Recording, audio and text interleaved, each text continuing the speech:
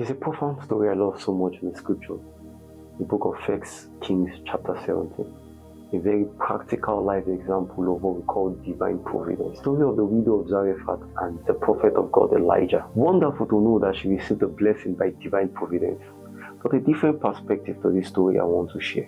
The widow of Zarephath got a miracle, not just because there was a promise, not just because God wanted to sustain his servant or to sustain her. She got the miracle as a result of her character of respect and obedience. God gave Elijah a word of providing for him through a widow in Zarephath. There was drought, there was famine in the city. He had initially been provided for by the brooks.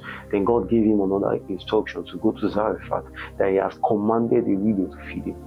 Now this widow wasn't one with much. This widow wasn't one with plenty. This was a widow who was coming out to make the last meal, to gather firewood to make the last meal for her and her son to eat and die. Now God didn't give Elijah a specific as to how the widow would look like, or we weren't told in the scripture that any specific was given as to how the widow would look like to Elijah.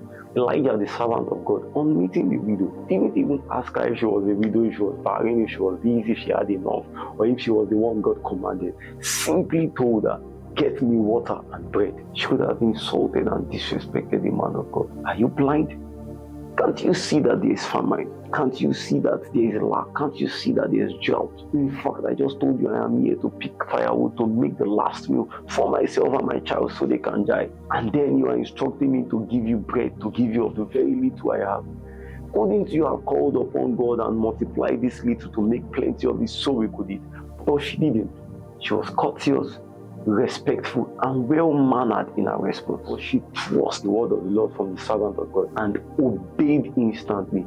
She went ahead to get for him first before her child and herself. The God of all miracles multiplied the little she had. There was a promise, but it wasn't necessarily the knowledge of the promise that brought the miracle. It was our obedience and our character that brought her the blessing. So believers, as much as their promises made, our characters helps us also in obtaining the promises.